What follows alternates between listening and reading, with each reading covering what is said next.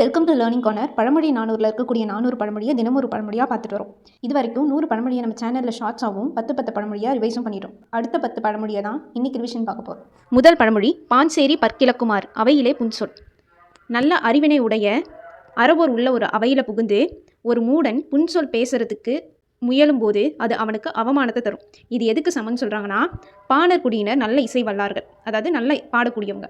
அவங்க இருக்கக்கூடிய இடத்துல போய் ஒருவன் வாய் திறந்து பாட முயல்தல்ன்றது அவனுக்கு அவமானத்தை தரும். இதை எப்படி சொல்கிறாங்கன்னா, ஒருவன் தானும் பாடுவான் போல் வாய் திறந்து பல்லை காட்டி நிற்பது போன்றது ஆகும். இதை தான் பாஞ்சேரி பற்கிழக்குமாறு. இதில் பற்கிழத்தல்னா வாய் திறந்து பாட முயலுதல் அர்த்தம். பாஞ்சேரி பற்கிழக்குமாறு அவையிலே புன்சொல். அடுத்தது, பன்மையிற் பாடுடையதில் படைமுனையில் தன்னை வியத்த. இதுக்கான பொருள் என்னென்னா, பகைவர் படையெடுத்து நிற்கும்போது எவ்வளோதான் வீரத்தில் ஒப்பற்றவனாக இருந்தாலும் தன்னை வியந்து பேசாது இருக்கணும். அந்த பகைவர் தான் அளவுக்கு வீரம் இல்லாதவனாக இருந்தாலும் கூட நிறைய பேர் இருக்கும்போது அவங்களை எதிர்த்து நிற்க முடியாமல் எவ்வளோ பெரிய பெருவீரனும் விழுந்து விடுவான். அதனால் அரசன் ஒருவன் தன் படைத்துணையை பெருக்கிக் கொள்ள வேண்டும் அப்படின்றத இதை ஒரு பூடகமாக சொல்லுது. இதை தான் பன்மையிற் நிறைய பேர் வரும்போது பாடுடையதில், அந்த நேரத்தில் நம்மளை பற்றி பாடக்கூடாது. இது எதுக்கு ஒப்புமைனா, படைமுனையில் தன்னை வியத்தல். இது நமக்கே பிரச்சனையை கொடுக்கும் அப்படின்ற மாதிரி அர்த்தம். அடுத்தது, பனையின் மேல் பஞ்சிவை தெக்கி விட்டற்று ரகசியம் காத்தல். அறிவுடைய ஆன்றோர்கள்கிட்ட ஒரு ரகசியத்தை, அதுவும் அரிதான ஒரு ரகசியத்தை சொல்லும்போது அவங்க அதை வெளியிடாமல் நல்லா பாதுகாப்பாங்க. இதுவே அந்த ரகசியத்தை உள்ளத்தால் சிறுமை கொண்ட ஒரு கீழோர்கிட்ட போய் உரைத்தால் அவங்க கிட்ட பாதுகாப்பாக இருக்காது. அதுக்கு எதுக்கு சமமாகும்னா, ஒரு பனை மரத்து மேலே ஏறி நின்று அங்கேருந்து பஞ்சை கொட்டும்போது அது காற்றிலே பறந்து ஊர் முழுவதும் பறந்துவிடும். அதுபோல தான் ஒரு சிறுமையாளர்கிட்ட உரைத்த ரகசியமும் எங்கும் பறந்துவிடும் அப்படின்றத பனையின் மேல் பஞ்சிவை தெக்கி விட்டற்று, அதாவது ரகசியம் காத்தல் அப்படின்னு சொல்லியிருக்காங்க. அடுத்தது, தாய் தான் மேல் விழுந்துவிடும். இதுக்கான பொருள் செய்தவன் புகழ். ஒரு பனை மரமானது அதோட பழம் முற்றிவிட்டால் அந்த தாய் பனையின் தாளின் மேல், அதாவது அந்த வேரில் தான் விழுந்துவிடும். அதுபோல தான் ஒரு வேலையை வேற ஒருத்தவங்க ஏவி இருந்தாலும் அதை செய்தவனுக்கு தான் அந்த புகழ் போய் சேரும். எப்படி இந்த பழம் வரும்போது அந்த தாளின் மேலே போய் எப்படி சேருதோ அந்த மாதிரி. இதை தான் தாய் தான் மேல் விழுந்துவிடும், அதாவது செய்தவன் புகழ்னு சொல்கிறாங்க. அடுத்தது, பனை பதித்து உண்ணார் பழம். அதாவது காலம் கடந்து ஒரு பெரிய பயன் நமக்கு கிடைக்குதுன்றதோட காலத்தோடு வரக்கூடிய ஒரு சிறிய உதவியே சிறந்தது. இது எதுக்கு ஒப்புமையாக சொல்கிறாங்கன்னா, ஒரு பனங்கொட்டையை பதித்து வைக்கிற யாரும் அந்த பனங்கொட்டை வளர்ந்து பனை மரமாகி ஒரு பழத்தை தரும்போது அதை உண்ண முடியாது, ஏன்னா அது அவ்வளோ காலம் கிடக்கும். இது ரெண்டுத்தையும் ஒப்புமையாக சொல்கிறாங்க. இதை தான் பனை பதித்து உண்ணார் பழம், அதாவது காலத்தால் பெறுவது அப்படின்ட்டு. அடுத்தது, பனியால் குளம் நிறைதல் இல். வாய் பேச்சு உதவியாகுமா. இந்த பனியால் குளம் நிறைதல் இல்னா, ஒரு பனி பெய்யறதுனால ஒரு குளம் நிறைந்து விடாது. மழை பெஞ்சாதான் குளம் நிறையும். அதுபோல் ஒருத்தவங்க துன்பத்தில் இருக்கும்போது அந்த துன்பம் தீர்வதற்கான செயலும் பொருளும் கொடுத்து உதவ வேண்டும்.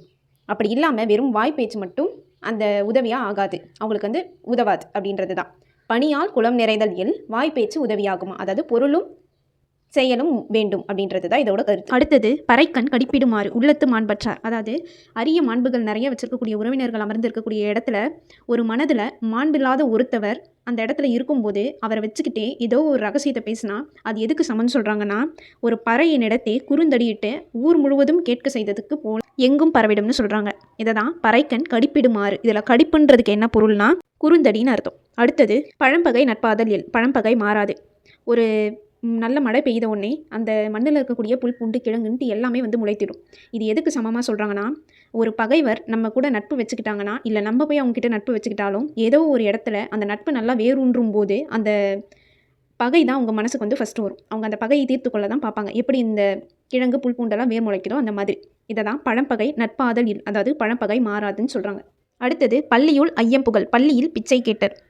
மரத்தை போல உணர்ச்சியே இல்லாமல் இருக்கக்கூடிய வன்மையான உள்ளம் உடையவங்க கிட்ட போய் யாசிக்கிறதுன்றது அவங்களுக்கு எதுவுமே கிடைக்காது. இது எதுக்கு சமன்னு சொல்கிறாங்கன்னா, சமண முனிவர்களே அவங்க ஊராக சென்று யாசித்து வாழ்கிறவங்க, அவங்க வாழக்கூடிய பள்ளியில் போய் ஒருவர் பிச்சை கேட்டு நின்றால் அவங்களுக்கு எதுவுமே கிடைக்காதுன்றது தான் பள்ளியுள் ஐயம்புகழ், அதாவது பள்ளியில் பிச்சை கேட்டர் அப்படின்னு சொல்கிறாங்க. அடுத்தது, பழஞ்செய்யோர் பின்றுவிடர் பூர்வ புண்ணியம். யாருக்குமே எந்த பொருளும் வழங்காதவங்க, தாம் எவ்விதமான ஒரு வலிமையும் இல்லாதவங்க, பொல்லாங்க மட்டுமே மிகுதியாக பேசுகிறவங்க, யாருக்காச்சும் துன்பம் வந்தால் கூட அதுக்கு வருந்தி உதவி செய்யாதவங்க, இப்படிப்பட்ட இந்த 4 குணமும் வச்சுருக்கக்கூடிய ஒருத்தவங்க கிட்ட எப்படி செல்வம் அவங்களாம் செல்வம் பெற்று தானே இருக்கிறாங்க. அது எப்படி அவங்க பெற்றிருக்கிறாங்கன்னு பார்க்கும்போது அவங்க பூர்வ ஜென்மத்தில் செய்த ஏதோ ஒரு பயனின் காரணமாக தான் அவங்க வச்சுருக்கிறாங்க. இது எதுக்கு சமன்னு சொல்கிறாங்கன்னா, இப்போது ஒரு நிலத்தில் உரம் போடலைனாலும் முன்காலத்தில் அங்கே உரம் போடப்பட்டு இருந்தால் இப்போது நம்ம விளைவித்தாலும் அந்த விளைச்சல் நல்லா இருக்குன்றதை தான் பழஞ்செய்யோர் பின்றுவிடல், அதாவது பூர்வ புண்ணியம்னு சொல்கிறாங்க. இது வரைக்கும் 110 பழமொழியை ஷார்ட்ஸாகவும் ரிவைஸும் 10 பழமொழியாகவும் பண்ணியிருக்கோம். மறக்காமல் அதை பார்த்துருங்க. இந்த மாதிரி கண்டென்ட்க்கு லேர்னிங் கார்னரை சப்ஸ்கிரைப் பண்ணிவிட்டு இந்த வீடியோ உங்களுக்கு யூஸ்ஃபுல்லாக இருந்ததுன்னா உங்கள் ஃப்ரெண்ட்ஸ்க்கும் ஷேர் பண்ணிவிட்டு லைக் பண்ணிவிட்டு போங்க. தேங்க்யூ.